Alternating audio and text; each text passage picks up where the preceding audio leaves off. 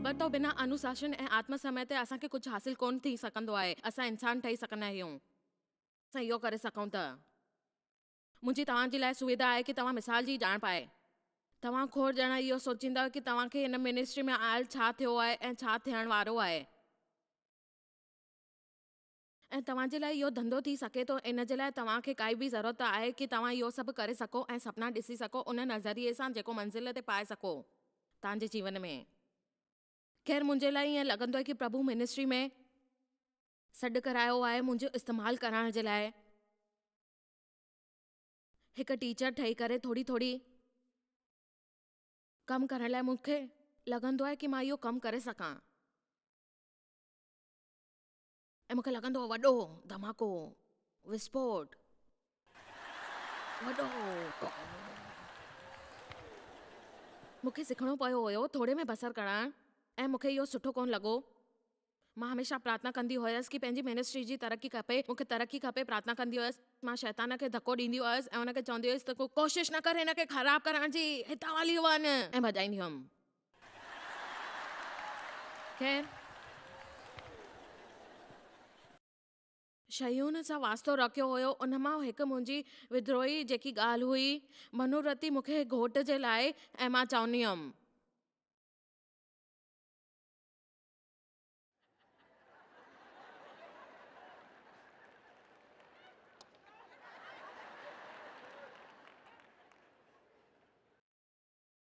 शायदि कुझु मर्द पंहिंजी ज़ाल सां अहिड़ो वर्ताव कंदा हूंदा।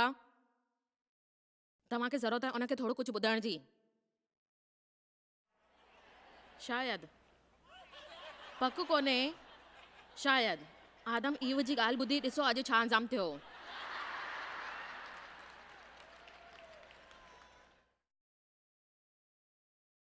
इब्राहिम सारा जी आखाणी ॿुधो, उते बि बखोड़ो थियो। पर मां पंहिंजी आखाणी ॿुधाईंदमि। मुंहिंजी ताना हणण जी जेकी मनोवृत्ति हुई उनखे छॾण लाइ मूंखे नामुमकिन हुयो। हिकु शइ जे लाइ मां करणु चाहींदी हुअमि कि उन बिना कुझु न करे सघां, इहो हुयो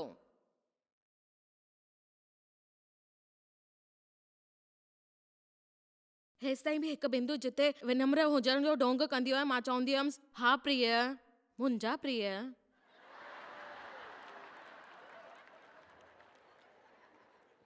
ऐं प्रभु खे मूंखे ॿुधाइणो पियो विनम्र हुजण शइ खे कोन जेके तव्हां पाए सघो, इहा मन जी मनोवृत्ति आहे।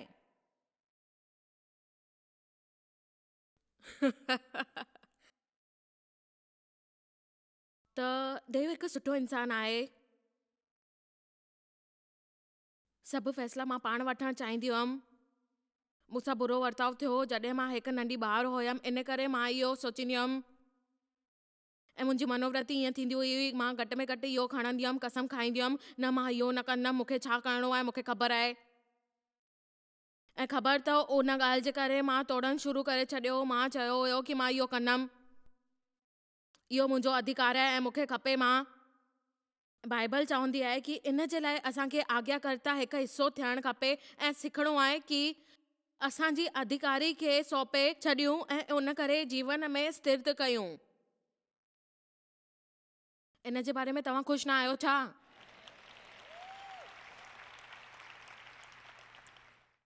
ऐं इहो हिकु अहिड़े माण्हू जे बारे में आहे जेको वधीक स्मार्ट आहे ऐं उहो हर वक़्तु कंहिंखे न कंहिंखे ॿुधाइणो छा करिणो आहे। इहा व्यवस्था आहे।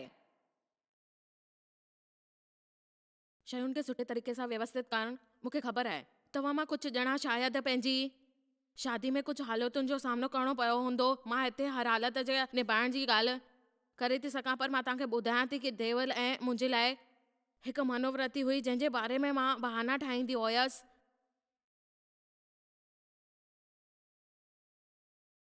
कीअं मां उन जे लाइ दुखी थींदी हुयसि मूंखे हाणे सम्झ में आयो।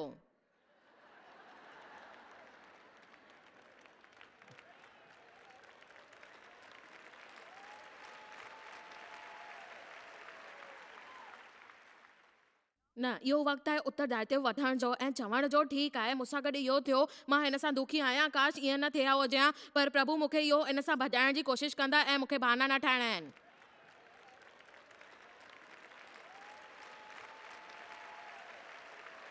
प्रभु तव्हांखे ॿीहर बहाना ठाहिण सॼो जीवन वरी हासिल करण में न विञायो। पंहिंजे आसे पासे जे हर माण्हू खे भुगतान करण जे लाइ चओ जेको 50 साल पहिरियों हो। हीअ त मुंहिंजे सोच खां वधीक सुठो। कॾहिं बहितर उपदेश ॾींदी आहियां जेतिरो सोचींदी आहियां। मां पंहिंजी मिनिस्ट्री जी बहितरी जे लाइ प्रार्थना कई। मां फटकारंदी आहियां तोखे शैतान। प्रभु तव्हां मूंखे हिते सॾियो आहे कुझु शइ जे लाइ। मां प्रार्थना कई ऐं कयां थी कि मुंहिंजी मिनिस्ट्री वधे। ऐं मां ॿुधो प्रभुअ जी धीमी आवाज़ में उन्हनि प्यार सां चयईं कि जॉयस, मां हिकु बि शइ नथो करे सघां जेसि ताईं तूं उहो नथी करे सघे मां जेको तुंहिंजे घोट लाइ चयो हो।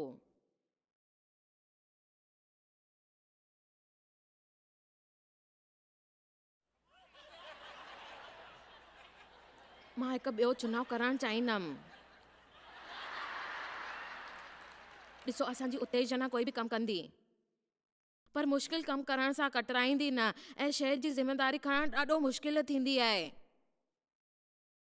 इहे चुभे बि ॿिए कंहिंजो दोष कोन थी करे सघे ऐं ना ख़ुशि थी रहे। मां ना ख़ुशि आहियां छो त मुंहिंजी मनोवृत्ति ख़राबु आहे ऐं हमेशह ख़राबु रहंदी आहे। मां हमेशह ईअं ई चवंदी आहियां कि मां जाम दुखी आहियां।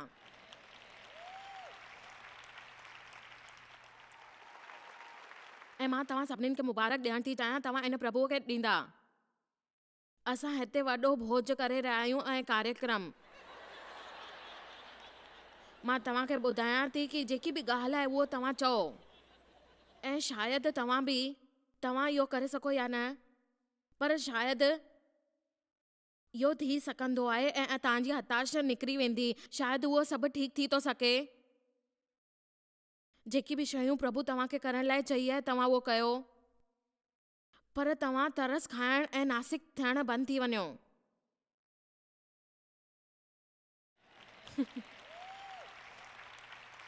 कुझु ॿुधाए थी सघां, असां सभिनीनि खे कोई न कोई शइ अहिड़ी आहे जेके मुंहिंजो मतिलबु आहे मां हिते बीह करे तव्हांखे ॿुधाए थी सघां कि जेको मूंसां गॾु गुज़रियो हो। तव्हांखे हैरानी थींदी कि मां हिते कीअं पहुतमि। तव्हांखे सच थी ॿुधायां, हमेशह खां इहो कोन थियो आहे, पर उत्साही करे उन शयुनि जे करे जेके मां करणु पई चाहियां ऐं हिते बीह करे पाण खे अफ़सोस कयां, पर प्रभु मूंखे हुकुम ॾिनई ऐं साल पहिरीं मां इहो करणु चाहियो ऐं तव्हां दयालु थी विया ऐं शक्तिशाली थी था सघो छाकाणि त तव्हां प्रभु जा ॿार आहियो। मां सुबुह जो उथी करे वेही करे सॼो ॾींहुं पंहिंजे अफ़सोस जे करे नथी करे सघां छाकाणि त मूंखे अफ़सोस थियो न, इहा ॻाल्हि न आहे। मुंहिंजो प्रभु शक्तिशाली आहे ऐं मूंखे उमेद आहे कि उहो जेकी ॻाल्हियूं आहिनि सभु पूरी कंदो। उन वटि सभु कुझु आहे, वधीक आहे, वधीक माण्हू, वधीक ताक़त, वधीक अभिषेक, वधीक आसीस, वधीक पैसा, वधीक तरक़ी, वधीक सामर्थ, वधीक आशीर्वाद। वधीक पैसा, वधीक तरक़ी, वधीक सामर्थ। ॿी शइ जेको आहे आज्ञाकर्ता, हुकुम जो पालन। इन जे बचियल भाग जे लाइ ताड़ियूं न वॼायो, हिन जे लाइ ताड़ियूं वॼाइणियूं आहिनि।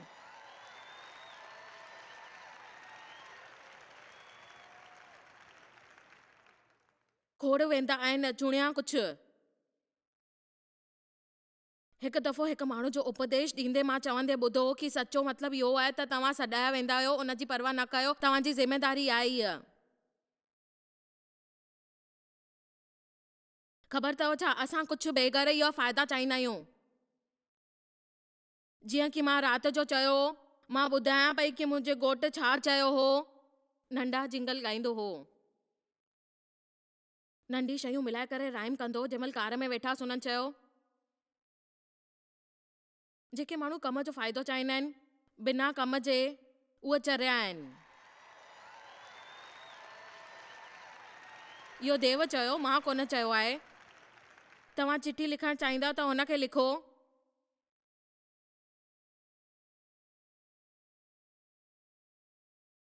प्रभु असांखे सॾु कंदा आहिनि असाधारण शयुनि जे करे, असांखे तयारु करण लाइ। शायदि असां हिते कोई पहिरीं बि ही घणा दफ़ा अचूं, 2 दफ़ा शादी तलाक थी चुकी आहे। प्रभु इंतज़ारु कंदा आहिनि उहो तव्हांजे लाइ कुझु करे ऐं तव्हांजे लाइ हिकु दूल्हो ठाहे।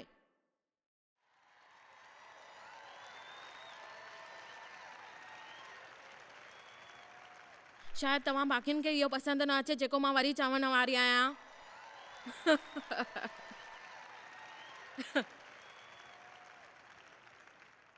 शायदि तव्हां पंहिंजो पाण खे तयारु नथा कयो, शायदि इन करे शायदि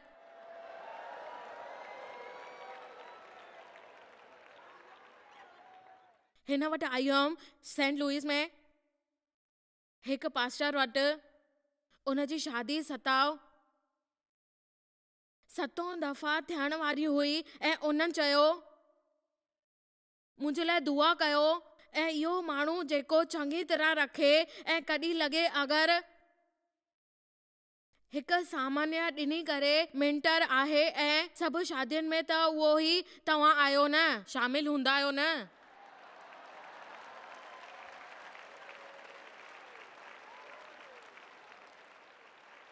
ओ हा, मां देव खे बदिलण जी प्रार्थना कंदी हुयमि। प्रभु चई तो में तकलीफ़ आहे, तो में समस्या आहे।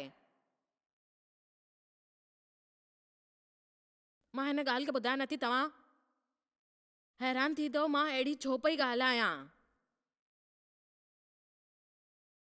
सॾाया वेंदा आहिनि खोड़, चूंडिया वेंदा आहिनि कुझु राजी हूंदा आहिनि जवाबदारी जे लाइ, कुझु राजी हूंदा आहिनि कम जे लाइ, कुझु पाण ते अनुशासित करण जे लाइ, कुझु ईंदा आहिनि आत्मसंयम जे लाइ। व्यवस्था विवरण 6:17 पंहिंजे प्रभुअ जे हुकुम खे तव्हांखे कंहिंखे ख़बर आहे। चेतावनी ऐं विनतीअ जेकी हूंदियूं आहिनि उन ॿिन्हिनि में थींदियूं आहिनि ऐं सावधानीअ सां करणु खपे। इहो जेको अखर आहे असां हमेशह इहो ई चवंदा आहियूं।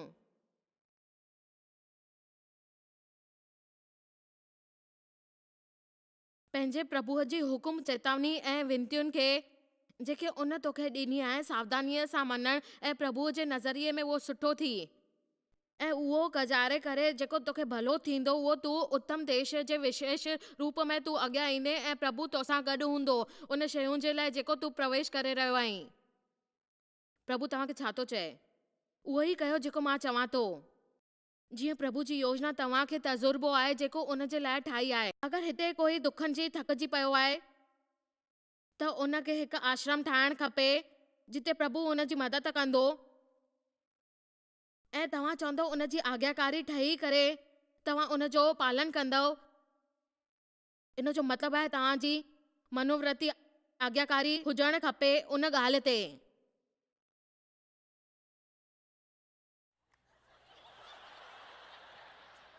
असां इन शयुनि जे बारे में नथा सोचूं। मां गिरजे वञा पई, मां सॼो ॾींहुं योग कयां पई, मां हिते थी कयां। हलो,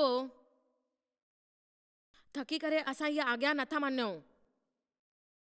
छा तव्हांखे गिरजे वञणो इन करे रस्तो ॿुधायां?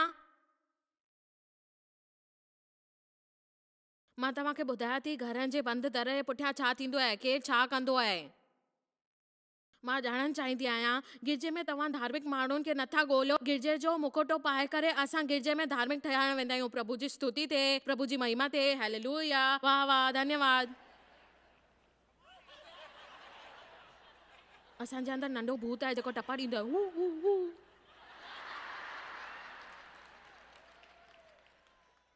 ॿुधायो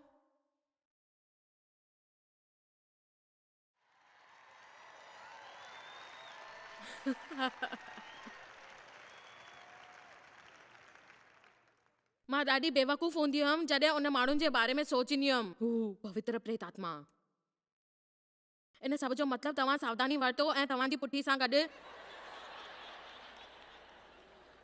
रोमियो पाठ 7:6 में असां हिते माण्हुनि खे यीशु ते रोआरींदा ॾिसंदा आहियूं। हू यीशु। हाणे तव्हां ॼाणे वरितो हूंदव कि अनुशासन जो मतिलबु ऐं नियम विधिशुनि सां गॾु रहणु कोन। अनुशासित हुजण जो मतिलबु इहो बि कोन्हे कि ॾींहं जे हर वक़्त खे तव्हां प्लैनिंग करे वठो ऐं उन प्लैनिंग खे तव्हां मटाए न सघो ऐं तव्हांखे इहो ख़बर पए त तव्हां छा था कयो। सते वांगुरु तव्हां इहो कुझु शयूं हर रोज़। मां चाहियां थी कि तव्हां हर ॾींहं ते मुंहिंजो हिकु नियम हूंदो आहे। असां रोज़ पोचो हणंदा आहियूं, फर्नीचर जी सफ़ाई कंदा आहियूं, रोज़ आईना साफ़ कंदा आहियूं हर रोज़। ऐं मां असहन ऐं कंजूस हुयमि।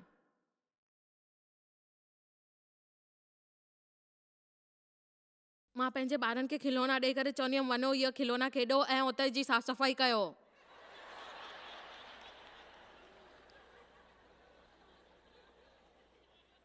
ठीकु आहे, मां चाहींदी हुयमि कि तव्हां सम्झो अनुशासन ऐं आत्मसंयम तव्हांजा दोस्त आहिनि। तव्हांजे इस्तेमाल जे लाइ हिकु औज़ार आहे। हिकु कठोर कानूनी नियम कोन्हे जंहिंसां गॾु रहणो आहे। अभ्यास करणो आहे। अनुशासन जो अभ्यास करण जो मतिलबु इहो कोन हूंदो आहे कि तव्हांजे लाइ नियम ठही वञे ऐं कॾहिं बि न, कॾहिं बि न, कॾहिं बि न। छा थींदो आहे जॾहिं शयूं तव्हांजे लाइ नियम ठही वेंदियूं आहिनि, तव्हां नियम ठाहिण वारा ॿी शइ जेकी थींदियूं आहिनि, तव्हां फ़ैसिलो करण वारा, उन्हनि माण्हुनि सां जेको तव्हां फ़ैसिले करे नथा मञो ऐं तव्हां चवंदव कि इहो छा आहे। ॿुधायो,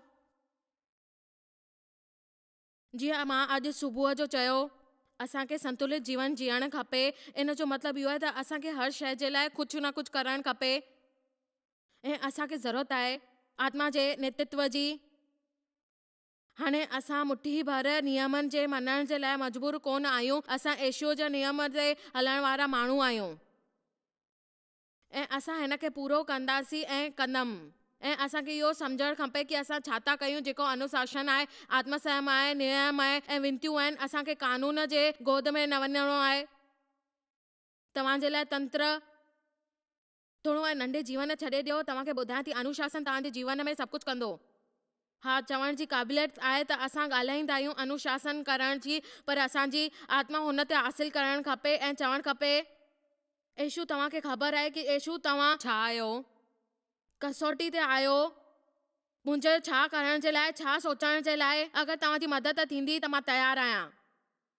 पाण खे तव्हांखे इहो चवणो आहे भले ई कुझु बि थी वञे, मूंखे ख़बर आहे मां इहो कंदमि ऐं हाणे जी जेकी ज़रूरत आहे मां उहो पूरी कंदमि ऐं अनुशासन थी करे तव्हांजे साम्हूं ईंदमि। साम्हूं सियाणा माण्हू पोइ त वधीक ध्यानु ॾींदा आहिनि, हाल फ़िलहाल जे बदिले मूर्ख माण्हू फ़िलहाल ते ध्यानु ॾींदा आहिनि, उन्हनि खे छा मिलंदो पोइ। तव्हांखे पोइ ते ध्यानु ॾियणु खपे। अगरि तव्हां पंहिंजे पैसे मां थोरी थोरी बचत शुरू कंदा त तव्हां 16, 17, 18 साल हूंदा ऐं जॾहिं बि तव्हांखे ख़बर पए छा मिलण वारो आहे, धन मिलंदो, त तव्हां उनखे बचाइणु शुरू कंदा, उन जो इस्तेमालु न कयो। जॾहिं तव्हांजी उमिरि थी वेंदव, चिंताउनि मां आज़ादु थी वेंदव, जॾहिं माण्हू तव्हांखे सभु कुझु ख़र्च करे छॾींदा आहिनि ऐं पोइ चवंदा असां वटि कुझु न बचियो। ऐं असां उन समाज में रहंदा आहियूं जिते अहिड़ो बि आहे, एतिरो कुझु बि आहे, उनखे जीवन में शैली में मन वरितो आहे, पर अनुशासन ऐं आत्मसंयमी ठही करे इन जो आनंद वठी था सघूं, सुठो महसूसु करे था सघूं। सभु सुबुह जो उथी करे किताब में पढ़ंदा आहिनि कि जेके माण्हू अनुशासित हूंदा आहिनि उनखे अधिकार सां, नफ़रत सां भरियल हूंदा आहिनि। उहो पंहिंजे बारे में सुठो महसूसु कोन कंदा। उहो हर हंधि उनखे छड़ो ख़तमु थियण वारी योजना ही नज़र ईंदी आहे ऐं उन अधूरे समर्पण खे। अचो अॻियां पढ़ूं था रोमियो 7:6 में। पर जंहिंजे बंधन में असां उन जे लाइ मरी करे हाणे व्यवस्था खां इहो छटी वियासीं कि उन जो मतिलबु इहो आहे कि असांजो व्यवस्था कोई थोरो वास्तो कोन्हे। जंहिंजे बंधन में असां आया हुआसीं ऐं उन लाइ मरी करे व्यवस्था जे लाइ छटी पिया ऐं इन करे असां व्यवस्था मां हाणे असां इहे छुटी विया आहियूं कि लेख जी पुरानी रीत में कोन बल्कि आत्मा जी नई रीत में असांखे सम्झणो आहे। ऐं तव्हां इहे ॻाल्हि सम्झो, तव्हां पंहिंजे लाइ इहो कंदव ऐं 25 नियम ठाहे छॾींदव त तव्हांखे ख़बर पवंदी कि असां हाणे अनुशासित ऐं आत्मसंयम ठही विया आहियूं, त इहा तव्हांजे लाइ मौत हूंदी। ऐं अगरि तव्हां हुनखे उते ई छॾे करे चवंदा आहियो प्रभु मुंहिंजी मदद कयो, मां पवित्र आत्मा जे पुठियां सिखण थो चाहियां ऐं अनुभव थो कयां कि असांजे आसे पासे में आवाज़ अचे। मूंखे कोई अहिड़ो लेख न मिलियो आहे जंहिंमें लिखियलु हुजे कि ग्रोसरी कार्ड में मूंखे इन जॻह ते वञणो आहे ऐं जिते 25 साल पहिरीं विञाईंदी हुयमि, पर इन जे बारे में मां ॻाल्हियूं कयां थी त तव्हांजे जीवन में इहो शयूं ईंदियूं आहिनि जेकी ग्रोसरी कार्ड में कोन सिद्धंत हूंदियूं आहिनि ऐं सुठी बि कोन हूंदियूं आहिनि, ऐं तव्हां छा करणु था चाहियो उन ग्रोसरी कार्ड सां। मां तव्हांखे ॾाढो ॿुधायां थी कि तंग थी कयां, छाजे करे तव्हांखे सम्झ में अचे तव्हां किथे पहुचो था ऐं तव्हांखे छा अहसास थो थिए ऐं तव्हां छा चुकाइण जे लाइ कुझु वठो था ऐं तव्हांखे छा चुकाइणो थो पए ऐं तव्हां उनखे रखी करे कीअं अॻियां वधो था। ऐं हाणे मां तव्हांखे ॿुधायां थी, मां उन जे लाइ न वई हुअसि, मां तव्हांखे चवां थी।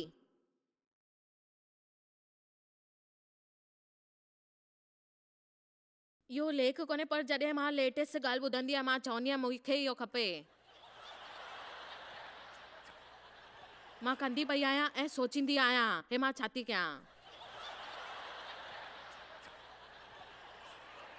हिन जे लाइ मूंखे कोई लेख जी ज़रूरत न आहे। मन में नओं नियम कयो पियो आहे, हलो मन जो नओं नियम कमु पियो करे। मां चवंदी आहियां कि पवित्र आत्मा में अनुभोध मूंखे चवणो पियो आहे। मूंखे काई ज़रूरत न आहे कहिड़े बि लेख जी। ॿुधायो, मूंखे ख़बर आहे मुंहिंजो हिकु नओं नियम आहे जेको मूंखे प्रभुअ ॾिनो आहे ऐं मां चाहींदी आहियां कि इन स्टोर में जिते मां आई आहियां उन्हनि खे ख़बर पए कि कहिड़ी सेल लॻाइणी आहे। मूंखे इहो ख़बर आहे। ॿुधायो,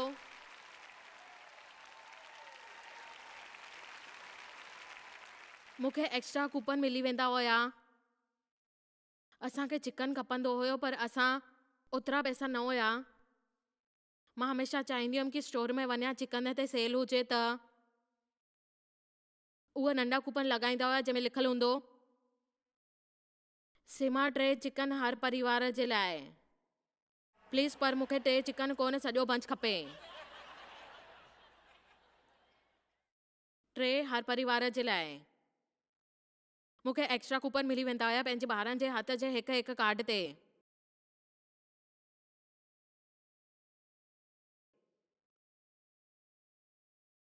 मां तव्हांखे ॿुधायां, इन करे मां बाइबल सेखारींदी हुयमि। अगरि मां इहो न कयो हुजां त सॼो जीवन मां ईअं ई हुजां। ऐं अॼु राति जो मां हथु मथे खणी ईअं न चई सघंदी आहियां कि मुंहिंजी मिनिस्ट्री में ईअं कुझु थी रहियो आहे। ओ पर जॉइस, प्रभु मूंखे अगरि चवंदा त मां सभु छॾे करे अफ्रीका हली वेंदसि। ऐं जॾहिं तव्हां अहिड़ी शर्त सां गॾु अॻियां वेंदा आहियो त बचल कुचल विञाईंदा आहियो। इहो ई हिकु जवाबु आहे जेको प्रभु ॼाणण थो चाहे अॼु। छा तव्हां अपाई जे जॻह ते पार्किंग कंदव छाकाणि त तव्हां सवलाईअ सां हुतां हली वञी सघो ऐं तव्हां उहो अपाइज़ न आहियो।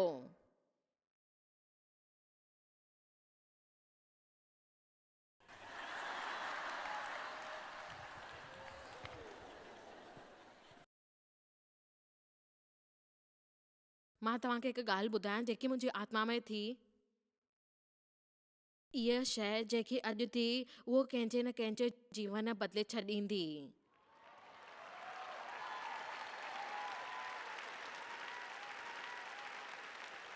तव्हां मां केतिरनि ॼणनि खे गहरो संबंध खपे प्रभुअ सां गॾु।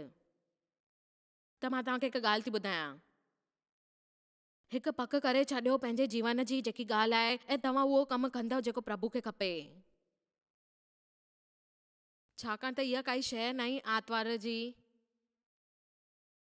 पर हाणे खां तव्हांखे हर हिकु न्योतो ॾियणो आहे प्रभुअ खे तव्हांजे जीवन में।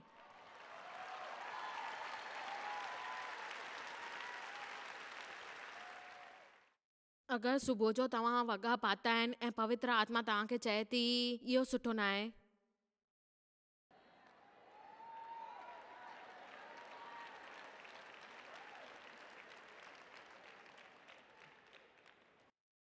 ओ मुंहिंजा प्रभु, मां ॾाढी बोल थी थियां।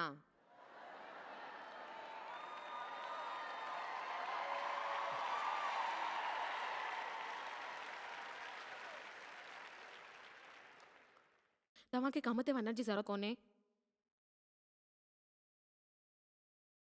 तव्हांजे ॿाहिरि झाकींदे हिसे सां गॾु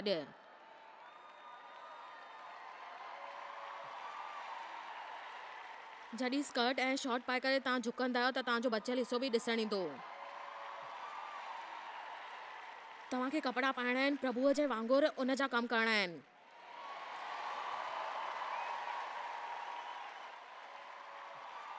अगरि तव्हां अहिड़ो बि स्मार्ट कोन आहियो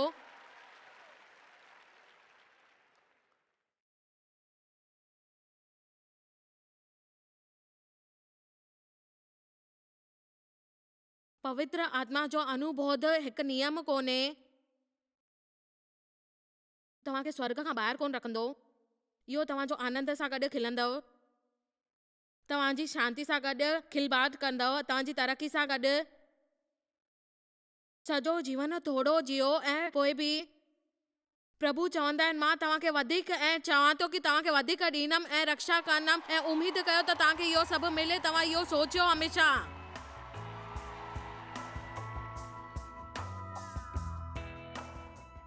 ख़ैर, शैतान ते हक़ जताइण जी चाबी आहे प्रभु जे प्रति समर्पण, ऐं इन में ज़रूरी आहे त आज्ञाकारी हुजण जी इच्छा ऐं पाण ते काबू। जॾहिं असां प्रभु जे साम्हूं समर्पित आहियूं, शैतान जो सामनो करे था सघूं ऐं भॼाए था सघूं। ऐं ॾाढो ज़रूरी इहो आहे त असां ॿिन्हिनि खे फस्ट न थी वञे, अंदरि वञण जी ज़रूरत कोन्हे। मुंहिंजे ख़्याल सां मां पंहिंजे जीवन में खोड़ साल लॻाया शैतान खे भॼाइण लाइ, पर प्रभु मूंखे पूरी तरह समर्पित आहिनि। ऐं तव्हांखे प्रोत्साहित करण थी चाहियां कि तव्हांखे शत्रु खे सचपच भॼाइणो आहे ऐं तव्हांखे हमेशह हर वक़्तु प्रभु जे वचन जे हिसाब सां शत्रु ते काबू करणो आहे। ऐं सभिनीनि खां पहिरीं तव्हांखे प्रभु जे समर्पित थियणो आहे, पंहिंजे पाण खे। यही तव्हांजी शक्ति आहे।